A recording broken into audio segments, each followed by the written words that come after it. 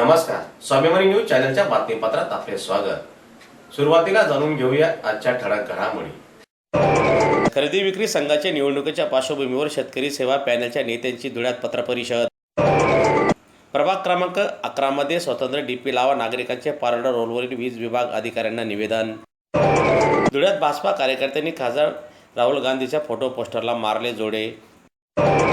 Dhule education सोसायटीच्या वर्धापन दिनानिमित्ताने गुणवंत विद्यार्थ्यांना सायकलचे करण्यात आले वाटप। प्रहार जनशक्ती पक्षाचे संस्थापक अध्यक्ष बच्चूभाऊ कडू यांच्या वाढदिवसानिमित्ताने धुळ्यात रुग्णालयात करण्यात आले फळांचे वाटप। आता जाणून घेऊया बातमीपत्र विस्ताराने। खरेदी विक्री संघाच्या मोक्याच्या जागा विकून स्वतःची तुंबडी भरणाऱ्या जवाहर गटाच्या हाती पुन्हा सत्ता देणार का, असा थेट सवाल करीत शेतकऱ्यांच्या हितासाठी भारतीय जनता पार्टी आणि महायुती प्रणित शेतकरी सेवा विकास पॅनलच्या हाती धुळे सहकारी खरेदी विक्री आणि प्रक्रिया सोसायटीची सत्ता द्या, असे आव्हान प्राध्यापक अरविंद जाधव, बाळासाहेब भदाने, राम भदाने, अशोक सुडके, देवेंद्र पाटील, आशुतोष पाटील या नेते मंडळींनी पत्रकार परिषदेत केले। दरम्यान आज रोजी धुळे जिल्हा मराठी पत्रकार संघाच्या सभागृहात पत्रकार परिषद आयोजित करण्यात आली होती। त्यावेळी वरील मान्यवरांनी खरेदी विक्री निवडणुकीच्या संदर्भात मतदारांना आवाहन केले। अपडेट दिले झाले, अपडेट व्यवस्थित काम केले तर येणाऱ्या काळामध्ये 24-25 सालासाठी जे स्टाफ केलेलं आहे, मग स्टाफ करायचं आहे, मागेल त्याला वीज हा शासन धोरण आहे। त्यामुळे जास्तीत जास्त ईडी आणि काय जिल्हा परिषदेच्या आम्ही सध्या केलेच आहे, पण कोणत्याही शेतकऱ्याच्या सर्वांगीणासाठी लॉंग टर्म धोरण आपल्याला केले आणि हे लॉंग टर्म धोरण हे केंद्र शासन राज्य शासन असतात।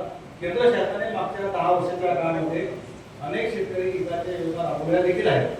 त्याच्यावर आता इथं उहापोह करता येणार नाही, किंवा फार मोठा विषय आहे, पण केलं नाही असं नाही, राज्य शासनाचा। धुळे शहरातील प्रभाग क्रमांक 11 मधील पवन नगरात लोंबकणाऱ्या तारांमुळे नागरिकांचा जीव धोक्यात आलेला असून यामुळे तारा बदलण्यासह या नगरात स्वतंत्र डीपी बदलावी, तसेच प्रभागातील इतर समस्या तात्काळ सोडवण्यात यावा, अशी मागणी प्रभागाच्या माजी नगरसेविका तथा माजी बालकल्याण समिती सभापती सो वंदनाताई थोरात यांच्यासह परिसरातील नागरिकांनी केलेली असून या संदर्भात वीज कंपनीच्या पारोरा रोड विभागाचे सहाय्यक अभियंता अविनाश कापणीस यांची भेट घेत त्यांना वरील मागणी संदर्भात आज निवेदन देण्यात आले। दरम्यान यावेळी निवेदन देण्यासाठी माजी नगरसेविका वंदनाताई थोरात, संदीप सरत, राकेश खेमनार, अक्षय बम, विश्वनाथ बोरसे, पंकज चौधरी, दीपक चौधरी यांच्यासह परिसरातील नागरिक निवेदन देण्यासाठी उपस्थित होते। वंदना विक्रम थोरात, भारतीय जनता पार्टी महिला बालकल्याण माजी महिला बालकल्याण सभापती क्रमांक 11 नगरसेविका। मी अभियंता कापडणी साहेब यांना निवेदन देण्यात येते की आमच्याकडे वारंवार लाईट जाते व डीपीचा प्रॉब्लेम असल्यामुळे पवननगर, रामचंद्रनगर, शिव कॉलनी, तसेच स्वामीनारायण कॉलनी आणि वाखारकर नगर, मलमापाडी हे असे 4-5 वार्ड मिळून एकच लाईट एकाच डीपीवर लोड असल्यामुळे वारंवार लाईट जाण्याचा प्रॉब्लेम असतो आणि त्यामुळे लहान मुलांना पण तारी खाली असल्यामुळे लहान मुलं पाण्यामध्ये खेळतात, धोका होण्याचा संभव असल्यामुळे डीपी लवकरात लवकर कापडणी साहेबांनी बदलण्यात यावी, एवढी विनंती आहे।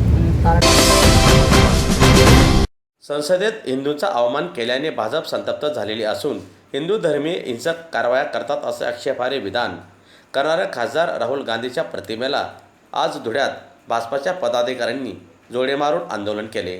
दरम्यान आजचे हे आंदोलन भाजपचे गजेंद्र आंबेडकर यांच्या नेतृत्वात करण्यात आलेले असून या आंदोलनात भाजप पदाधिकारीसह महिला कार्यकर्त्या मोठ्या संख्येने सहभागी झाल्या होत्या। काँग्रेसचे नेते राहुल गांधी यांनी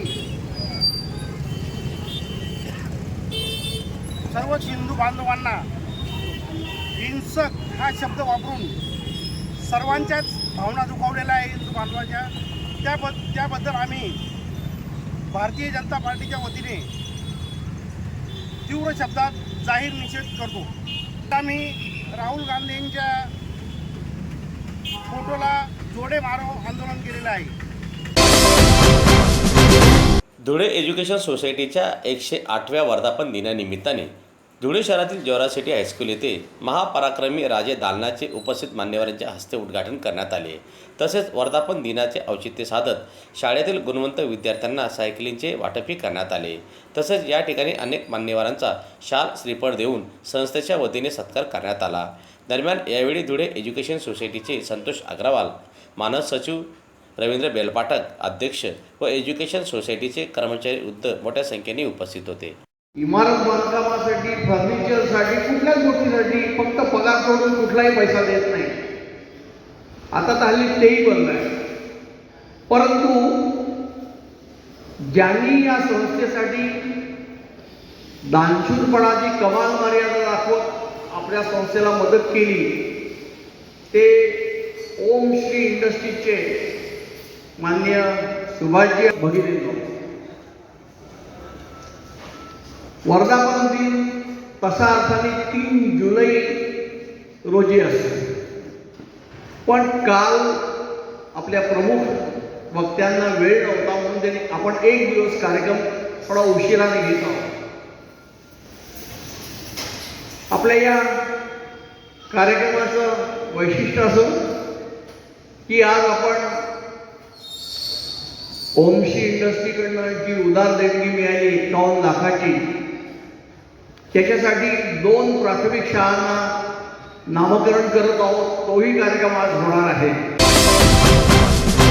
प्रहार जनशक्ती पक्षाचे संस्थापक अध्यक्ष तथा माजी मंत्री बच्चूभाऊ कडू यांच्या वाढदिवसानिमित्ताने संपूर्ण राज्यात पक्षाच्या पदाधिकाऱ्यांच्या वतीने विविध सामाजिक उपक्रम राबविण्यात आले।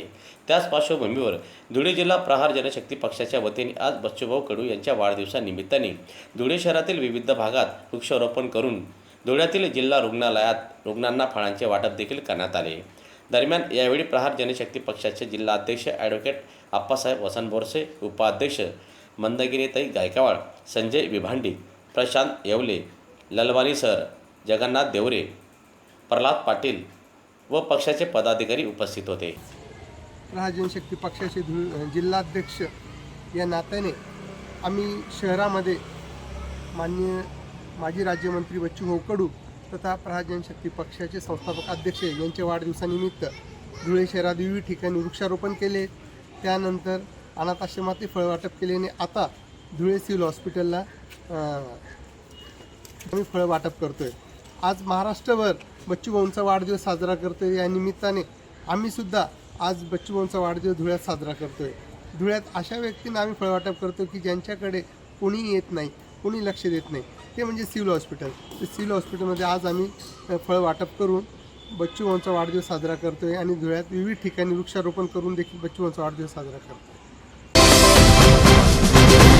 याचबरोबर स्वाभिमानी न्यूज चॅनलचे बातमीपत्र संपले। पुन्हा भेटूया पुढील प्रसारणात। तोपर्यंत नमस्कार।